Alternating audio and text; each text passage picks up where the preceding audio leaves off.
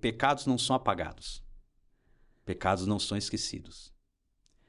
Tá? Se uma pessoa, por exemplo, uma pessoa morre, ela serviu a Satanás, ela consagrou sua família, sua casa a Satanás. Se ela morre, o diabo não morre com ela. O pecado que ela cometeu não é enterrado com ela. Ele fica como uma dívida no mundo espiritual. Então, essas dívidas são as legalidades que o diabo tem uma carta na manga para poder atormentar as pessoas.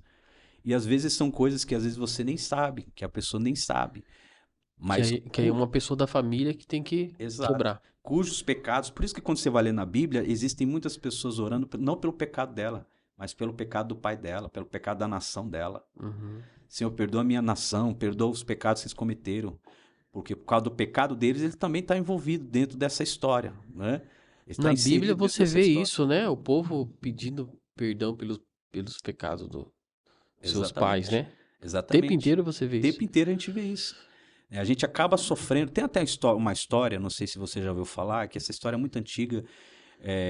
Depois que aconteceu aquela época lá da Igreja Católica, dos padres da Inquisição, sabe? Da Inquisição, os padres que naquela época que matou muita gente e tal, esses padres, a própria Igreja Católica reconheceu que para tirar uma maldição de dentro da própria Igreja Católica, da própria religião, eles tiveram que desenterrar os padres que cometeram esses crimes para serem condenados. Foram desenterrados e foram condenados para que o pecado que eles cometeram não continuasse na geração vindoura. Tá entendendo? Uhum. Então, tem essa questão de coisas no mundo espiritual que não foram resolvidas.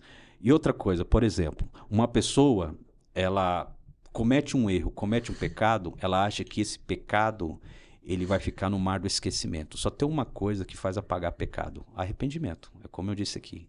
Não tem outra coisa. É arrependimento. Algum crente pode ouvir eu falar e se fala assim: mas a Bíblia diz que o sangue de Jesus nos purifica de todo pecado. Purifica do pecado da pessoa que se arrependeu. Uhum. Né? Pecados não arrependidos, o sangue não purifica. Uhum. O sangue só purifica do pecado que foi arrependido, né? Sim. Então tem pessoas que às vezes, Rafael, elas têm uma dívida no mundo espiritual lá no passado, mas elas nunca confessou. Por quê? Porque elas acham que ficou no passado. E essas coisas que ficaram no passado, elas ficam no mundo espiritual como dívida. E aí cria a maldição. Maldição que pode vir em gerações. Tem uma grande dúvida que as pessoas têm. Eu queria que o senhor explicasse pra gente. Vamos lá, sobre Ezequiel 18:20, né? Uhum. Que ele diz assim, ó, que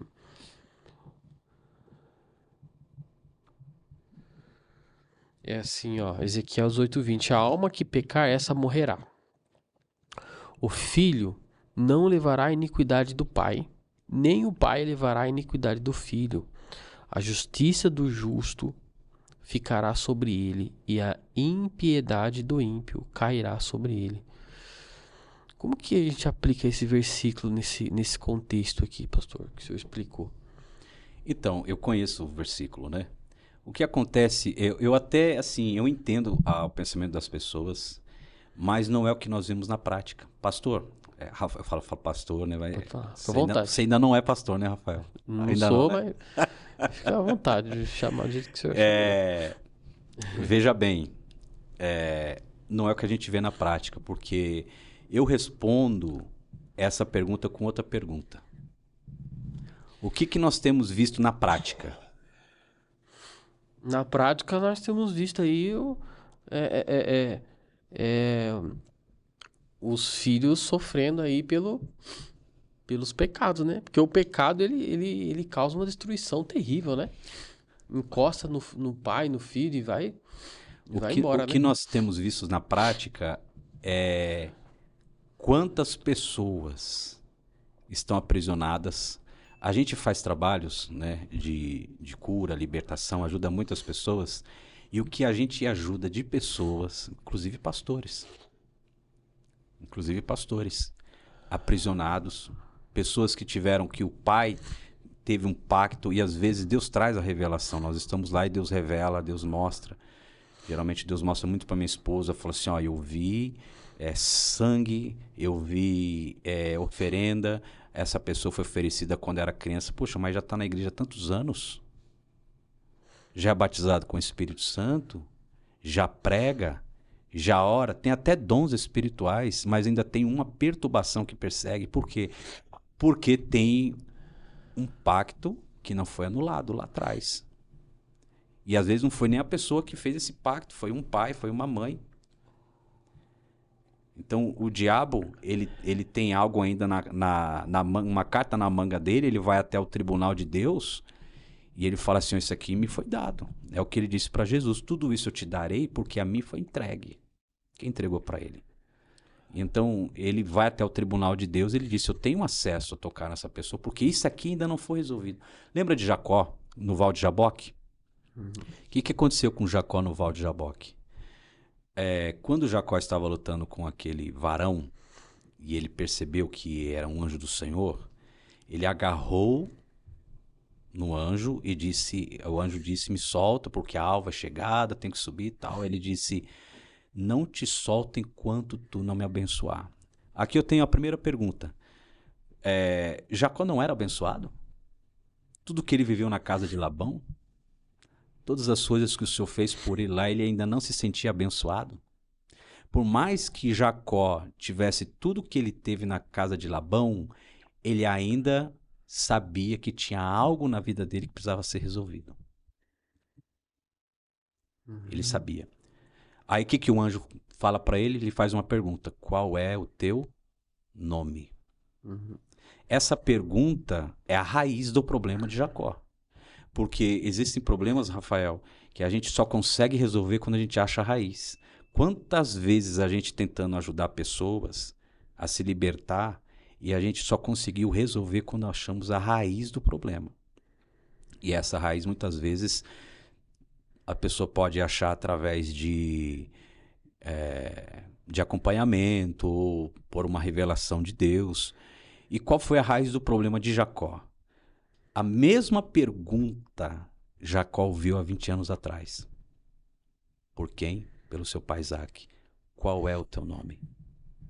Então, ou seja, o anjo está levando ele ao passado para lembrar de um ato do qual ele nunca pediu perdão, do qual ele nunca se arrependeu, do qual ele tentou viver com máscara a vida inteira. Então o anjo fala assim, você quer ser abençoado? Qual é o teu nome? Então, por exemplo, vou dar um exemplo para você. Tá? Isso aqui é até meio forte que eu vou falar. Sabe por que muitos casamentos dão errado? Porque o casal tem relação sexual antes do casamento, e aí eles dizem assim, vamos casar para resolver o problema. E eles acham que casando resolve o problema da fornicação, para não viver em fornicação. E aí eles vivem casados sem nunca se arrependido de ter cometido fornicação. É verdade. Olha só. Meu Deus, e não pede dificilmente, né? E precisa pedir perdão, né? Precisa pedir perdão, porque cometeu esse pecado, ainda vai continuar existindo. Eles podem estar 20 anos casados, mas a fornicação ainda existe. Porque o que apaga pecado é arrependimento. Eles nunca pediram perdão. Nossa, isso é forte, hein? Entendeu? Então, quando a gente fala de arrependimento, Rafael, a gente fala sobre um arrependimento de que venha na pessoa a lembrança de algo e ela sofre por lembrar de algo que ela cometeu atrás. Sabe? Você lembra de algo que você fez quando era do mundo e isso te dá tristeza. Você não gosta nem de lembrar. Você não gosta de tocar nisso porque você não acredita que você fez isso. É um sinal de arrependimento. Agora, tem as pessoas que lembram das coisas que fez, mas elas não sentem nada. Eu tenho um entendimento sobre esse versículo que fala aqui que a alma que pecar, essa morrerá. O filho não levará a iniquidade do pai, nem o pai levará a iniquidade do filho. Só que às vezes parece entrar em contradição quando em Deuteronômio Deus diz que visitará a iniquidade dos pais nos filhos até a quarta, né, geração. Isso mesmo? Terceira e quarta geração. Terceira e quarta geração. Parece ser meio contraditório. Só que se a gente for entender o seguinte, o que ele está falando aqui é que o julgamento de Deus é estritamente o julgamento espiritual de Deus, pelo que eu entendo, ele é individual, ele vai julgar individualmente cada pessoa, o que ele fez. Porém, como você falou aqui, Satanás ele por exemplo, os pais abriram uma brecha aqui, deu uma legalidade aqui para Satanás aqui, ele vai tentar no filho. Ele conseguiu, entrou também. Exato. Então, entrou pecado, entrou, tá, ali Satanás fez uma arruaça ali na vida da pessoa, a pessoa tá ali. Quando o Senhor visitar aquela pessoa, vai ver pecado, vai ver também As a mesmas mesma coisa que tentações. as mesmas coisas que tinha ali no mas não é que o Senhor passou. Quem fez isso? Satanás, o inimigo das nossas almas. É Exatamente. ele que vai tentando procurar brechas, né? E ele é astuto. Ele é astuto. É porque assim, ó, quando a gente fala de maldição familiar, geracional, nada mais é do que um espírito, certo? Um espírito, por exemplo, esse espírito de prostituição estava nessa pessoa. É o mesmo espírito que vai perseguir os outros. Agora, não significa, isso aqui, Rafael, é interessante falar, que não significa que todos vão sofrer a mesma coisa se não tiver um rompimento. Se alguém falar assim, não, meu pai fez, mas eu não vou fazer. Isso. Por exemplo, Abraão... E acontece muito. Por exemplo, Abraão mentiu. Isaac também mentiu. E Jacó também mentiu. Aí vem o José e falou assim, eu não vou mentir, eu vou falar a verdade. Então, quebrou. Porque a Bíblia diz que José não ocultava as coisas erradas que os seus irmãos faziam. Então ele quebrou um vínculo de mentira que vinha na família. Uhum. Tá entendendo? Então ele disse, todos fez, mas eu não vou fazer. Agora, a Bíblia diz assim, nenhuma condenação há para os que estão em Cristo Jesus. Certo? Mas a Bíblia diz condenação. Não está dizendo perturbação, perseguição. Não está dizendo que você não vai sofrer perturbação, perseguição. Está dizendo condenação. É o que você acabou de explicar no texto. Entendeu? Não existe condenação. Por quê? Porque um crente que está debaixo, às vezes, de uma maldição geracional, uma perturbação, ele não pode ser salvo? Sim, ele pode ser salvo, porque não tem nada a ver com salvação. Por exemplo, na parábola do rico e do Lázaro, quem foi para o seio de Abraão? Não foi o mendigo? O Lázaro? Ele não foi para o seio de Abraão quando morreu? Mas qual era a vida que ele vivia aqui? Miséria. Era mendigo, miséria. Ele vivia debaixo de uma miséria, debaixo de uma maldição. Então, o que muitas pessoas não entendem, por exemplo, eu poderia dar muitos exemplos, né? Mas eu vou dar um exemplo aqui. Eu e minha esposa, a gente estava atendendo uma moça já da igreja há muitos anos, nasceu na igreja, há muitos anos da igreja, serva de Deus, tudo. E essa moça, chegou um tempo que ela se perdeu no mundo. Ela saiu da igreja, se tornou lésbica, começou a beber e começou a ter muita depressão.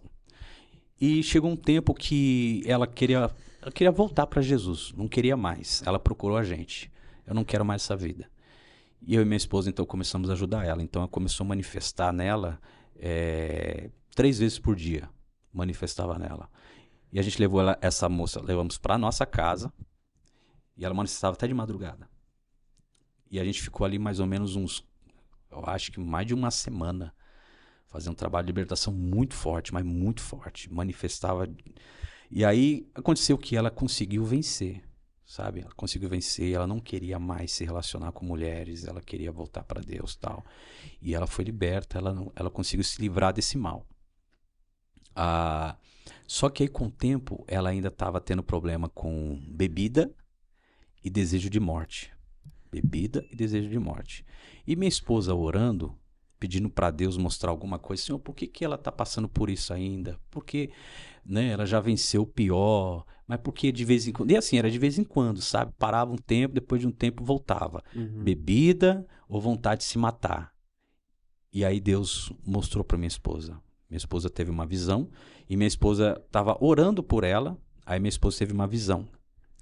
Ela viu o vô dessa moça, o vô. Ela viu o vô caído numa calçada com uma garrafa de pinga do lado. E ela viu a avó dessa moça enfiando uma faca na barriga. Meu Deus. E aí Deus falou assim, o mesmo espírito que perseguia os avós dela, tanto da bebida como da morte, persegue ela. E foi nesse dia em que a gente conseguiu libertar ela. Por quê? Porque Deus mostrou a raiz. Então tem muitos processos de libertação que às vezes não dá certo porque você não foi na raiz. Você precisa descobrir a raiz, sabe? Tem problemas que não foram resolvidos, precisam ser resolvidos no mundo espiritual. E nesse dia a gente chamou ela e aí começamos a orar nesse propósito. Aí manifestou esses espíritos geracionais que vinham lá de trás, manifestou nessa. Manifestou de novo. Só que esses eram os espíritos de outros que provocava isso nela, né? Eles falaram, a gente veio de uma geração. E eles falaram, os espíritos, a gente veio de outra geração. E nós viemos acompanhar, atormentar ela. Foi os espíritos responsáveis pela avó dela ter se matado de suicídio e o avô dela ter morrido na bebida. Os dois espíritos. E aí a gente conseguiu trazer ela até a libertação. E ela já tinha renunciado, já tinha feito um monte de renúncia, já tinha orado. Então, tem coisas que às vezes a gente consegue resolver ali, mas tem coisas que elas são muito mais profundas. Né? Muito, muito mais profundas. Eu fico imaginando, assim, como que a quantidade de cristãos e crentes que precisam de libertação, às vezes até mesmo sem saber, né, pastor? Exatamente, sem saber. Sabe qual é o problema? Os cristãos não querem aceitar isso. Os cristãos, e principalmente líderes, eles não querem aceitar isso. O que a gente vê de lideranças presas, e a gente precisa ajudar, que procura a gente vai ajudar e a gente descobre várias maldições, coisas que eles carregam, que às vezes os líderes não querem aceitar certas batalhas espirituais pelo fato de já terem o Espírito Santo, já estar na igreja há tantos anos, né? Então eles se bloqueiam por causa disso, né? E às vezes não buscam resolver certos problemas, né?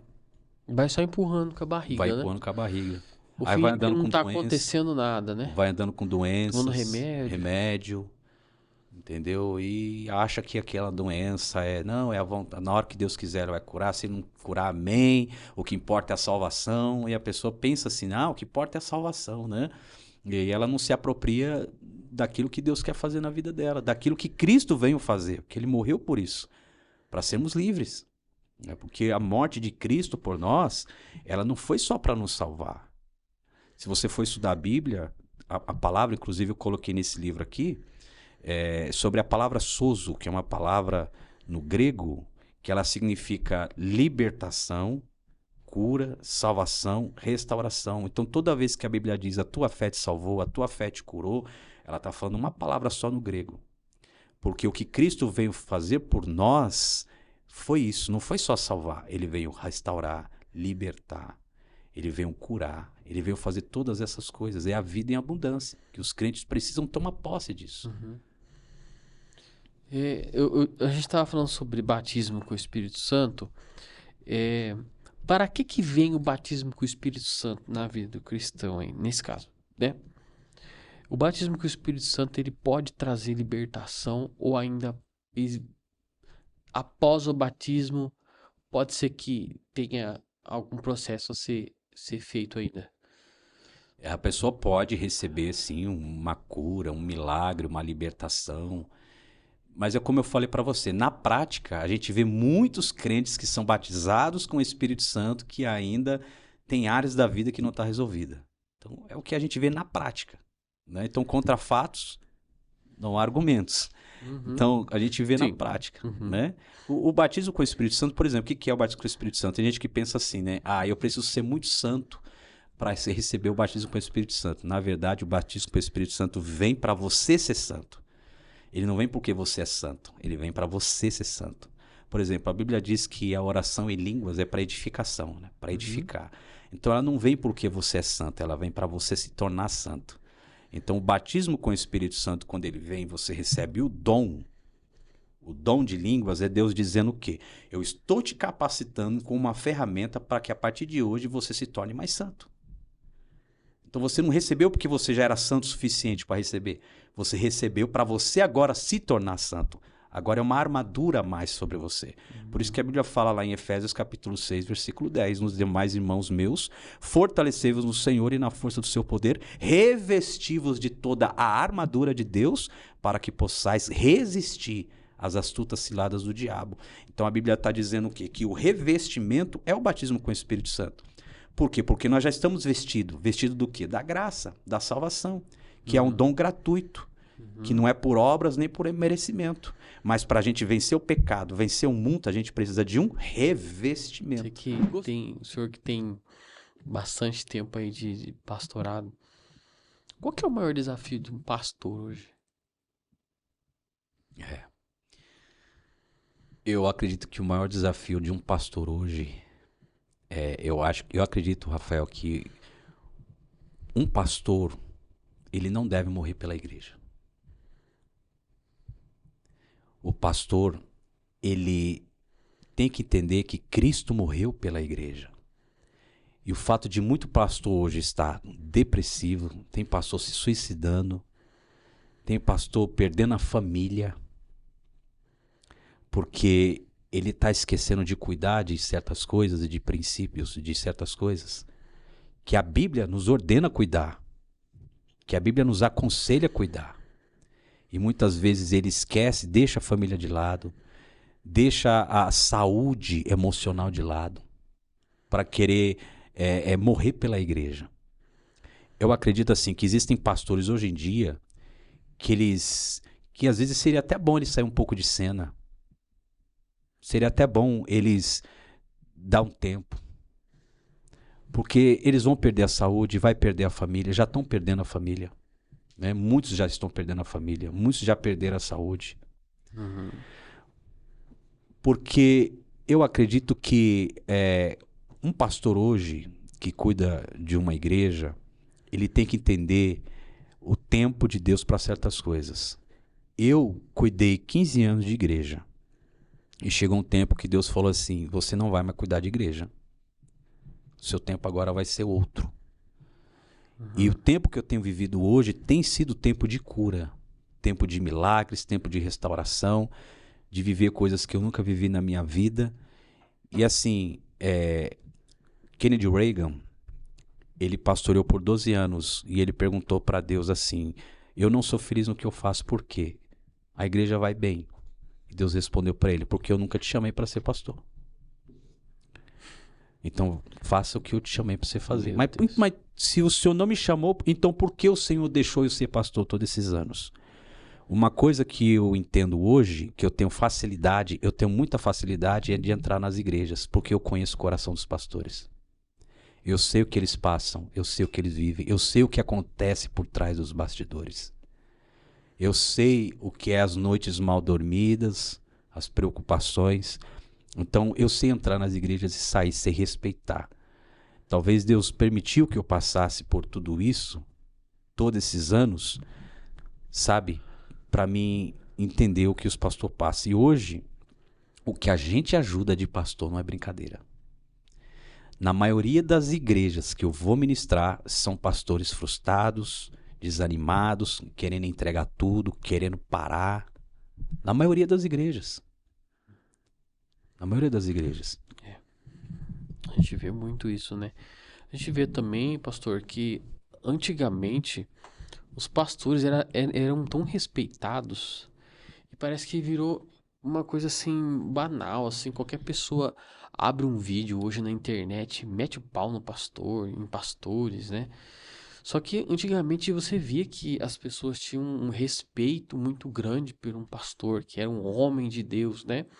Não que isso não tenha mudado, mas a visão das pessoas para com os pastores hoje mudou um pouquinho e isso acabou prejudicando os bons pastores, né? Aqueles que realmente têm o chamado para ser pastor, que realmente fazem um excelente trabalho, né? Que cuidam das suas ovelhas.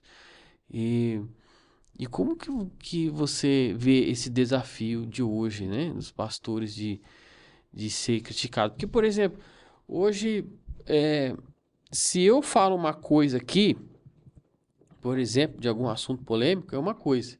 Mas você que carrega um título de pastor, falar a mesma coisa, pronto, já dá um problemão, né? Hoje em dia você não pode nem expulsar mais demônio, né? Nas Então, igrejas. Hoje em dia você tem essa dificuldade de pregar certos tipos de pecados, você não pode mais, de falar certas coisas. É realmente assim, eu que estava conversando até com o Everton no caminho, o pastor é uma vocação. Tem muita gente querendo ser pastor. Tem muita gente pensando assim, você pode perceber, o cara que é pastor, ele nunca quis ser pastor. Eu não queria, eu não estava buscando isso. Não é assim? É verdade. Aí o cara que fala assim, não, se eu tiver no lugar dele, é o cara que não faz nada. É o cara que não faz nada. Entendeu? Então, você pode perceber que é uma vocação. Você sabe que existe uma unção para isso, né? O Kennedy Reagan, ele fala num livro dele sobre a unção, ele fala sobre a unção de ser pastor. É uma unção, porque a palavra unção é capacitação. Então você tem que ser capacitado para isso. Tem gente que não vai aguentar as opressões, as dificuldades que vai passar. E assim, a pessoa tem que entender. Por isso que eu falo, a pessoa tem que entender. Você aguenta, você está aguentando, você consegue? Como é que está a sua casa? Primeira coisa que eu pergunto é como é que está a sua casa. Esses dias eu tive que tratar um pastor que ele estava trancado num quarto de oração em jejum e falou que ia passar lá, ia ficar não sei quantos dias, 2, 3 meses lá, orando e buscando a Deus, para Deus visitar ele e fazer alguma coisa por ele, pro ministério dele. Só que a mulher dele estava com depressão, estava faltando as coisas na casa, o nome dele já estava sujo, a cidade é pequena, a cidade toda já estava sabendo, entendeu? Então já estava um escândalo. Ele me ligou, falou, o que o irmão acha? Eu falei assim, irmão, o que eu acho? Eu acho que você tem que sair do quarto e cuidar da sua família. Óbvio, né? Só é isso que eu acho. Sim. Porque você tá tentando resolver uma coisa e tá prejudicando outra. Que agora o diabo tá atormentando sua esposa. Uhum. Tem mulher que não aguenta, não. Tem mulher que pega as coisas e vai embora. Então você tem que... por isso que eu falo, você tem que morrer por quê? Você vai morrer pela igreja ou vai morrer pela... A Bíblia diz, amai as vossas esposas, assim como Cristo amou sua igreja, entregou sua vida por ela. Então Jesus está dizendo, eu amei a igreja e entreguei a vida por ela. Agora você vai entregar pela sua esposa. Está na Bíblia. Irmãos, o pastor ou o líder ou o obreiro ou crente que não sabe entregar a vida pela sua família, ele não tem capacidade de cuidar de igreja. Ele não cuida nem dos seus. E a Bíblia chama esses de pior do que os incrédulos. Tem muito pastor que tem esposa problemática também, né, pastor? Tem essas goteiras aí que não para de pingar. O pastor às vezes é uma bênção, mas a mulher toca o terror na igreja. Eu já vi muito isso aí, coitado. Nossa, pastor. Não, o ministério pastoral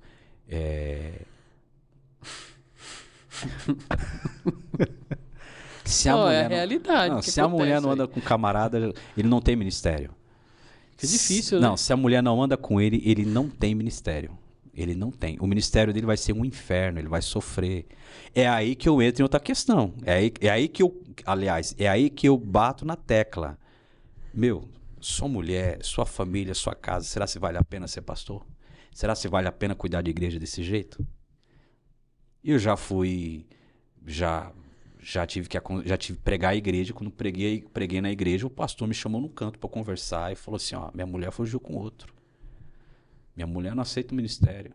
Já tive com um pastor que ele chegava do culto e a mulher tacava fogo na Bíblia dele. Ô, louco. Tacava fogo nas roupas, no sapato, jogava...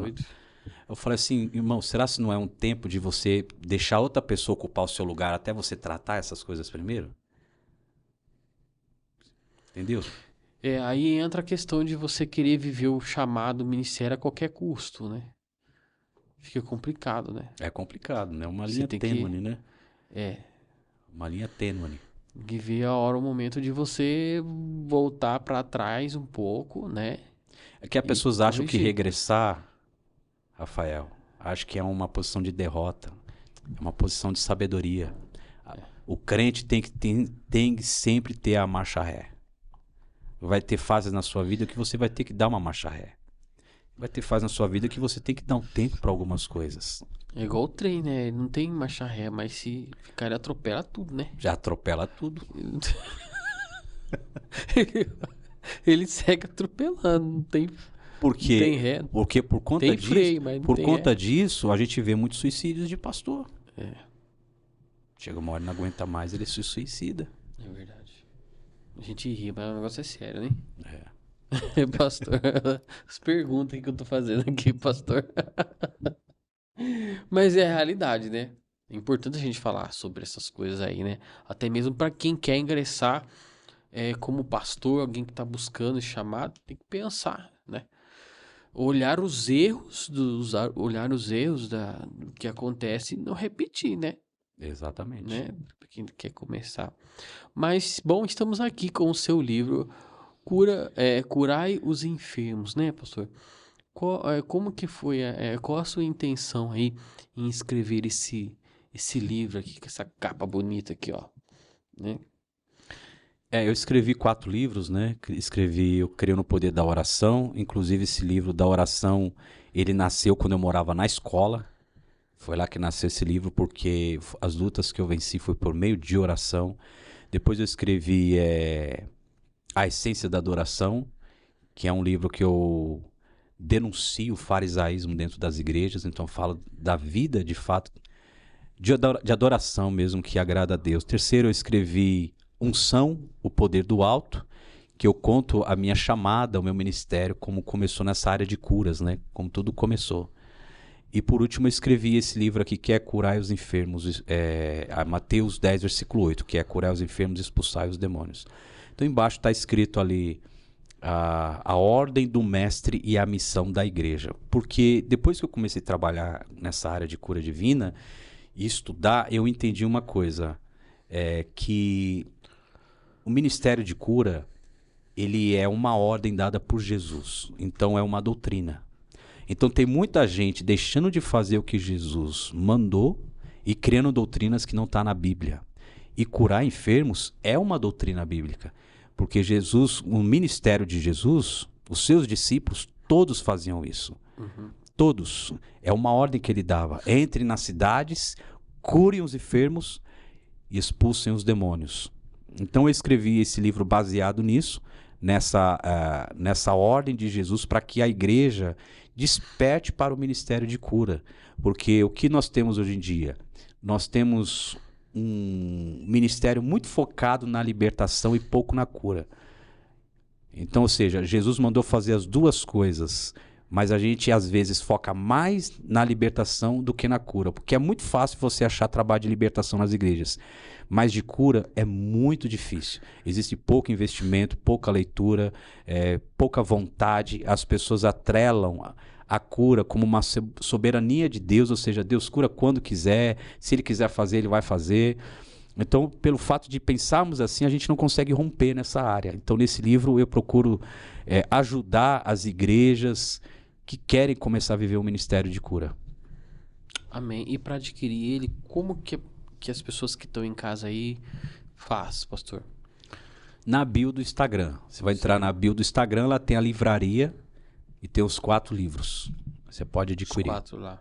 Muito bem. Você tem canal no YouTube também? Tenho. Tem? PR Ronaldo Dias.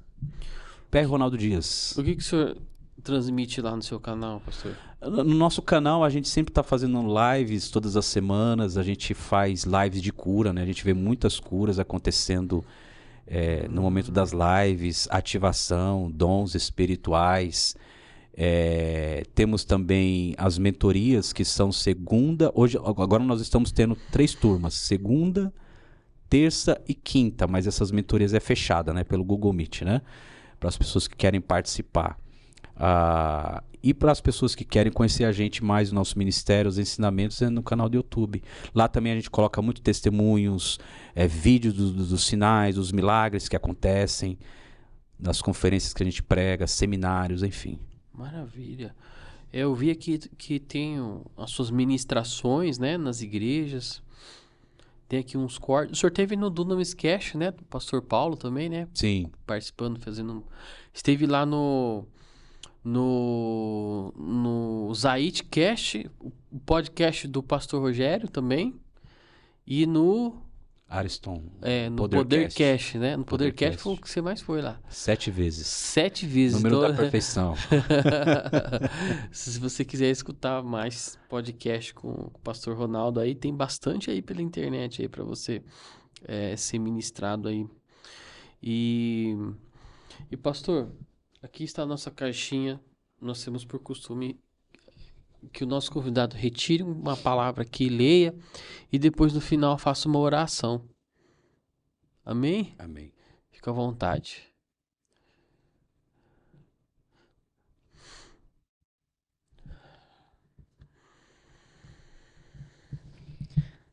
Lucas 21, verso 17 e 18. Todos odiarão vocês por causa do meu nome. Contudo, nenhum fio de cabelo da cabeça de vocês se perderá. Amém. É o Senhor nos guardando em todos os momentos, né? Todas as dificuldades. Nós falamos aqui de libertação, falamos mas qualquer aflição ou momento difícil que a gente possa estar enfrentando, o Senhor ainda cuida de nós, né? Em todos os momentos. Amém. Verdade. Como cuidou de você, né? É verdade. Passando por todas essas aflições aí, mas o fio da cabeça ainda o Senhor perdeu um pouquinho. Tô perdendo Mas isso um pouquinho, mas...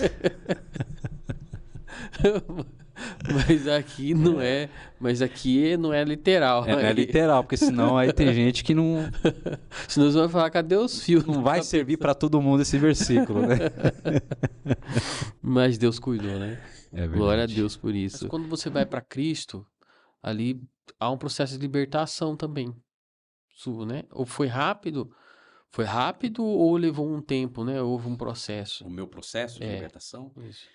Olha, sinceramente, é isso que eu estava até conversando com o meu amigo Everton no caminho, que tem muitos crentes que acham que só pelo fato de ter aceitado Jesus já estão libertos de tudo, né? Uhum. E eu estava até conversando com ele, porque como a gente hoje em dia a gente trabalha nessa área, é o que a gente vê na prática, que a libertação é um processo, e às vezes é um processo longo. Porque por isso que a Bíblia fala assim: salva-me, Senhor, e salvarei. Sara-me, Senhor, e sararei. Salva-me e serei salvo. Quem foi que disse isso? Quem disse isso era alguém que já era salvo, era alguém que já era curado. Mas por quê? Porque o processo de cura e o processo de salvação é longo. Nós não somos hoje santos já na nossa plenitude. Não estamos a viver uma santidade na plenitude. Nós estamos em um processo de santificação. Jesus, quando foi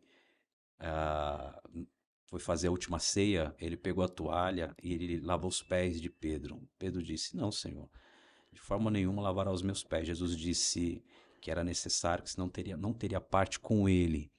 E Pedro disse assim: então lava a cabeça, lava a mão, lava tudo. Jesus disse: é Verdade. necessário, né? Uhum. Tem que lavar o que está sujo, não o que está limpo. Uhum. Porque o processo de santificação é dia após dia.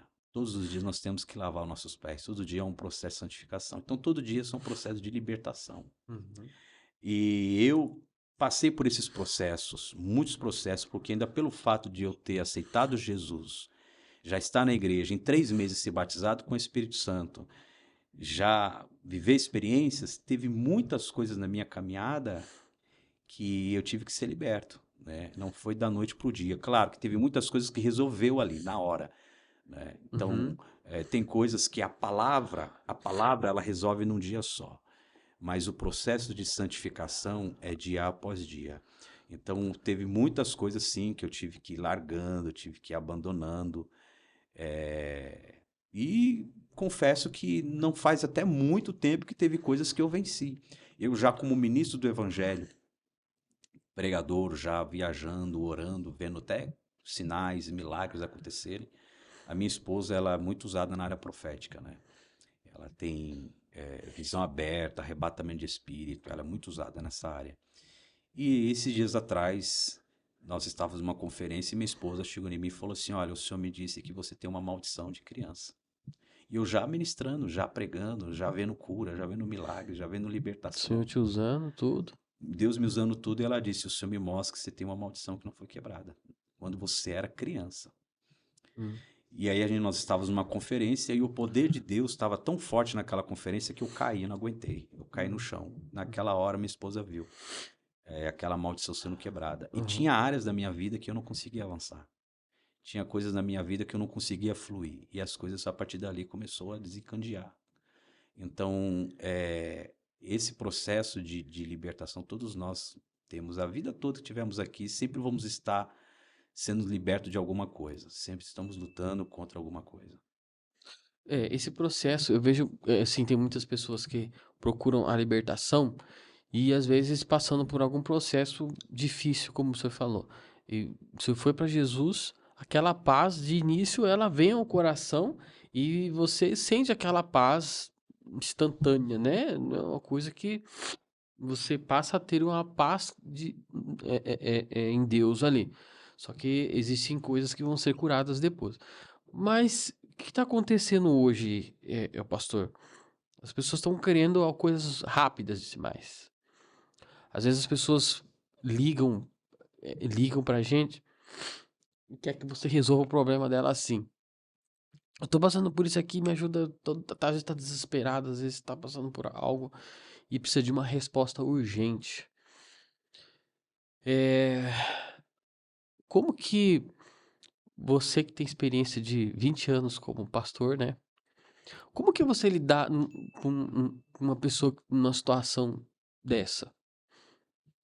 O que que acontece, né? A gente tem também, a gente tem esses desafios das pessoas quererem resolver as coisas muito rápidas, as pessoas querem respostas rápidas, as pessoas querem as bênçãos, assim, da noite para o dia.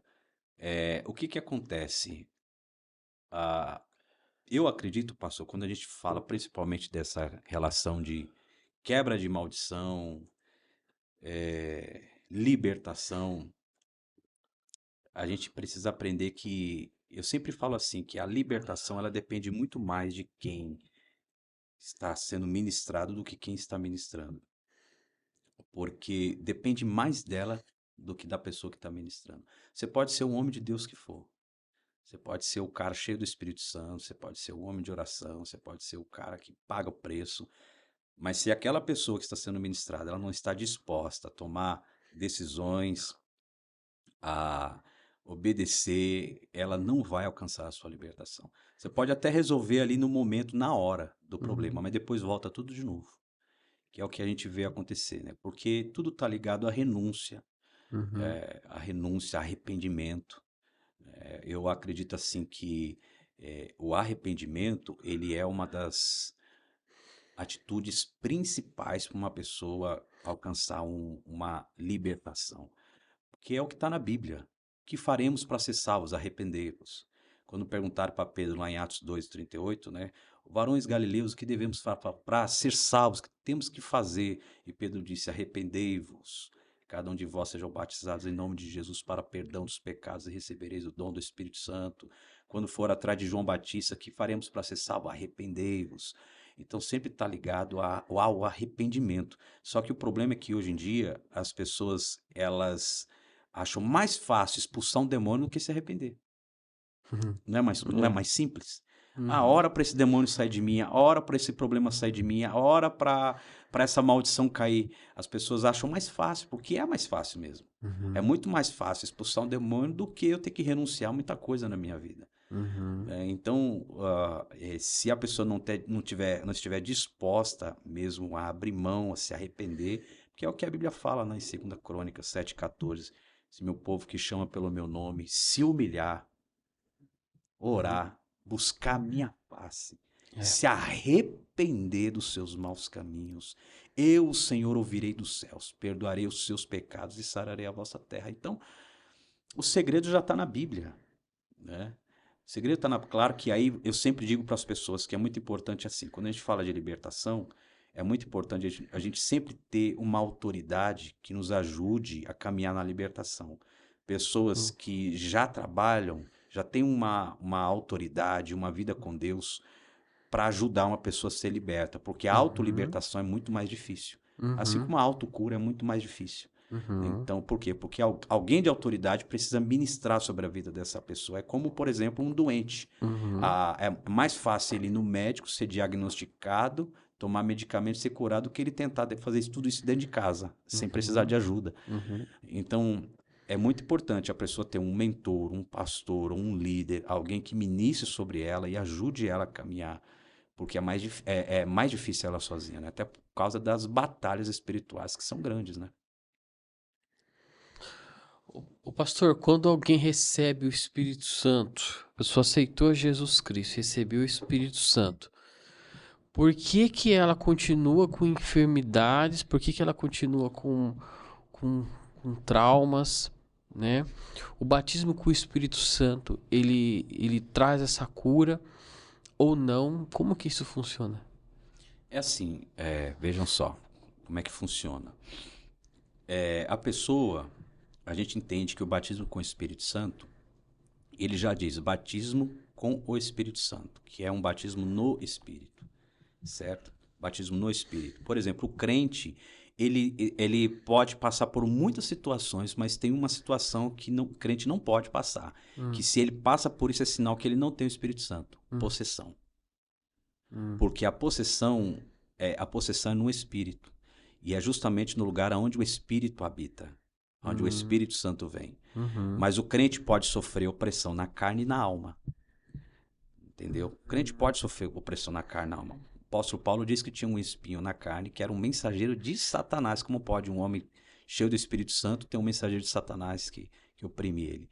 Né? Então, o crente ele sofre na carne e ele sofre na alma opressão. Ele sofre ataque, sofre dados, sofre opressão, mas ele não pode sofrer possessão, porque a possessão é um sinal de que essa pessoa está apagada em Deus. Ela precisa se rever a sua vida espiritual com Deus. Agora, a opressão todos nós vamos passar. Você passa, eu passo, a gente passa. Não passa. Tem dia que a gente tem pesadelo, tem dia que a gente Meu acorda Deus do angustiado, não é verdade? É verdade. Tem dia que a gente está fraco, tem dia que a gente não consegue orar, tem dia que a gente está desanimado. Opressão, a gente sempre vai passar. Né? Verdade. Satanás tentou Jesus no deserto. E o texto diz assim, que depois que Jesus venceu ele, o texto diz assim, e Satanás se ausentou por um tempo. Então você note que o diabo não foi embora para sempre ali. Ele disse assim, ó, só uma trégua, essa trégua você venceu, mas a batalha, a guerra continua.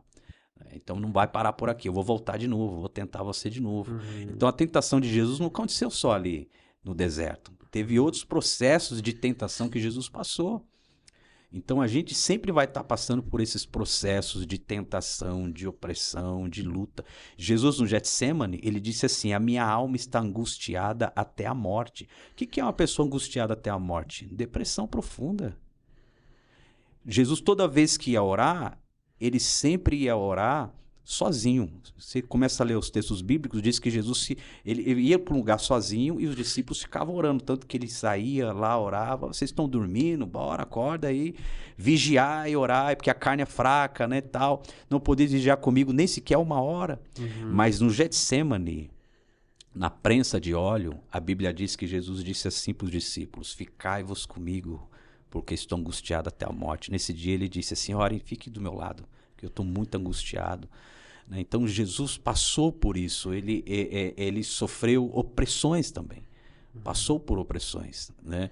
Então nós também, na carne, na nossa alma, a gente vai sofrer muitas opressões. Agora, o que é o batismo com o Espírito Santo? É um batismo que acontece no nosso espírito. Por isso que diz batismo com o Espírito Santo, no Espírito. Porque o Espírito é aqui onde habita o Espírito. Aqui onde habita o Espírito. Por isso que quando você tem um testemunho interior, que é uma palavra de conhecimento, ela vem aqui. Você escuta ela aqui, que é daqui. Por isso que Jesus disse, quem crê em mim, rios de água viva fluirão no seu ventre. Ele está falando o quê? O Espírito. Né? Jesus disse para a samaritana, se beber dessa água, sentirá sede, mas se beber da água que eu lhe der, fará em ti uma fonte que jorrará para a vida eterna. Então, essa fonte, né, Jesus está falando do Espírito Santo. Né? E é óbvio, é claro que o Espírito Santo em nós, ele vem com cura, ele vem com restauração, ele vem para ativar dons, ele vem para restaurar. Mas tem um porém, Rafael, de pessoas que existem coisas que Deus faz na nossa vida, mas existem coisas que ainda são pendentes no mundo espiritual. São pendentes no mundo espiritual. Então, tem coisas que elas elas ainda vão existir no mundo espiritual se não forem resolvidas, principalmente coisas que foram feitas no passado. Por quê? Porque pecados não são apagados, pecados não são esquecidos. Tá? Se uma pessoa, por exemplo, uma pessoa morre, ela serviu a Satanás, ela consagrou sua família, sua casa a Satanás. Se ela morre, o diabo não morre com ela. O pecado que ela cometeu não é enterrado com ela. Ele fica como uma dívida no mundo espiritual. Então, essas dívidas são as legalidades que o diabo tem uma carta na manga para poder atormentar as pessoas. E às vezes são coisas que às vezes você nem sabe, que a pessoa nem sabe. Mas Que aí é uma pessoa da família que tem que exato. quebrar. Cujos pecados, por isso que quando você vai ler na Bíblia, existem muitas pessoas orando, não pelo pecado dela, mas pelo pecado do pai dela, pelo pecado da nação dela. Uhum. Senhor, perdoa a minha nação, perdoa os pecados que eles cometeram. Porque por causa do pecado deles, ele também está envolvido dentro dessa história. Né? Na Bíblia você vê história. isso, né? O povo pedindo perdão pelos pecados dos seus pais, né? Exatamente. O tempo inteiro você vê isso. O tempo inteiro a gente vê isso. A gente acaba sofrendo. Tem até uma história, não sei se você já ouviu falar, que essa história é muito antiga. Depois que aconteceu aquela época lá da Igreja Católica, dos padres da Inquisição, sabe? Da Inquisição, os padres que naquela época que matou muita gente e tal, esses padres, a própria Igreja Católica reconheceu que para tirar uma maldição de dentro da própria Igreja Católica, da própria religião, eles tiveram que desenterrar os padres que cometeram esses crimes para serem condenados. Foram desenterrados e foram condenados para que o pecado que eles cometeram não continuasse na geração vindoura. Tá entendendo? Uhum. Então, tem essa questão de coisas no mundo espiritual que não foram resolvidas. E outra coisa, por exemplo, uma pessoa, ela comete um erro, comete um pecado, ela acha que esse pecado ele vai ficar no mar do esquecimento. Só tem uma coisa que faz apagar pecado: arrependimento. É como eu disse aqui. Não tem outra coisa. É arrependimento. Algum crente pode ouvir eu falar isso e fala assim: mas a Bíblia diz que o sangue de Jesus nos purifica de todo pecado. Purifica do pecado da pessoa que se arrependeu. Uhum. Né? Pecados não arrependidos, o sangue não purifica. Uhum. O sangue só purifica do pecado que foi arrependido. Né?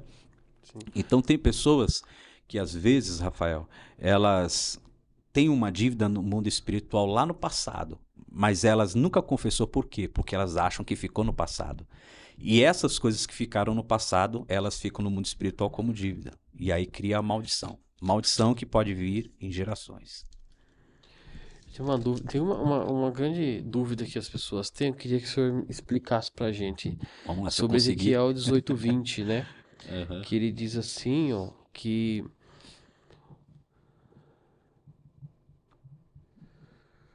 é assim, ó, Ezequiel 18:20, a alma que pecar, essa morrerá. O filho não levará a iniquidade do pai, nem o pai levará a iniquidade do filho. A justiça do justo ficará sobre ele, e a impiedade do ímpio cairá sobre ele. Como que a gente aplica esse versículo nesse contexto aqui, pastor, que o senhor explicou? Então, eu conheço o versículo, né? O que acontece, eu até, assim, eu entendo o pensamento das pessoas, mas não é o que nós vemos na prática. Pastor, Rafael, eu falo pastor, né? Você ainda não é pastor, né, Rafael? Não ainda sou, não, né?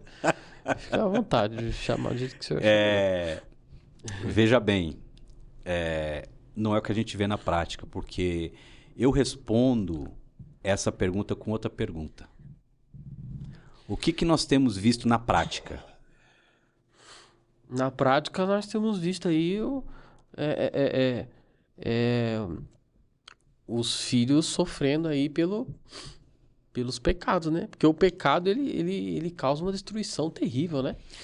Encosta no pai, no filho e vai embora, O que nós temos visto na prática é quantas pessoas estão aprisionadas. A gente faz trabalhos, né, de cura, libertação, ajuda muitas pessoas. E o que a gente ajuda de pessoas, inclusive pastores, aprisionados, pessoas que tiveram que o pai teve um pacto, e às vezes Deus traz a revelação. Nós estamos lá e Deus revela, Deus mostra. Geralmente Deus mostra muito para minha esposa, falou assim, ó, eu vi sangue, eu vi oferenda, essa pessoa foi oferecida quando era criança. Poxa, mas já está na igreja há tantos anos, já é batizado com o Espírito Santo, já prega, já ora, tem até dons espirituais, mas ainda tem uma perturbação que persegue. Por quê? Porque tem um pacto que não foi anulado lá atrás. E às vezes não foi nem a pessoa que fez esse pacto, foi um pai, foi uma mãe.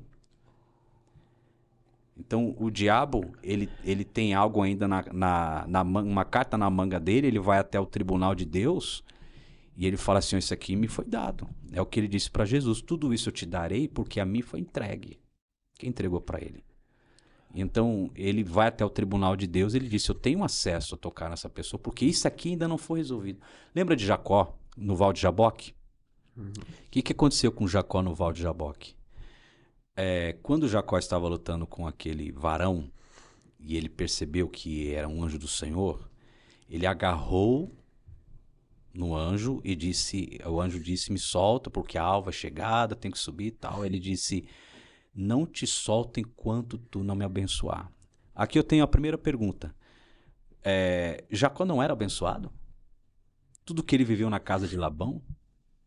Todas as coisas que o Senhor fez por ele lá, ele ainda não se sentia abençoado? Por mais que Jacó tivesse tudo que ele teve na casa de Labão, ele ainda sabia que tinha algo na vida dele que precisava ser resolvido. Ele sabia. Aí o que o anjo fala para ele? Ele faz uma pergunta. Qual é o teu nome? Essa pergunta é a raiz do problema de Jacó. Porque existem problemas, Rafael, que a gente só consegue resolver quando a gente acha a raiz. Quantas vezes a gente tentando ajudar pessoas a se libertar e a gente só conseguiu resolver quando achamos a raiz do problema. E essa raiz, muitas vezes, a pessoa pode achar através de acompanhamento ou por uma revelação de Deus. E qual foi a raiz do problema de Jacó? A mesma pergunta Jacó ouviu há 20 anos atrás. Por quem? Pelo seu pai Isaac. Qual é o teu nome? Então, ou seja, o anjo está levando ele ao passado para lembrar de um ato do qual ele nunca pediu perdão, do qual ele nunca se arrependeu, do qual ele tentou viver com máscara a vida inteira. Então o anjo fala assim, você quer ser abençoado? Qual é o teu nome? Então, por exemplo, vou dar um exemplo para você. Tá? Isso aqui é até meio forte que eu vou falar. Sabe por que muitos casamentos dão errado? Porque o casal tem relação sexual antes do casamento, e aí eles dizem assim, vamos casar para resolver o problema. E eles acham que casando resolve o problema da fornicação, para não viver em fornicação.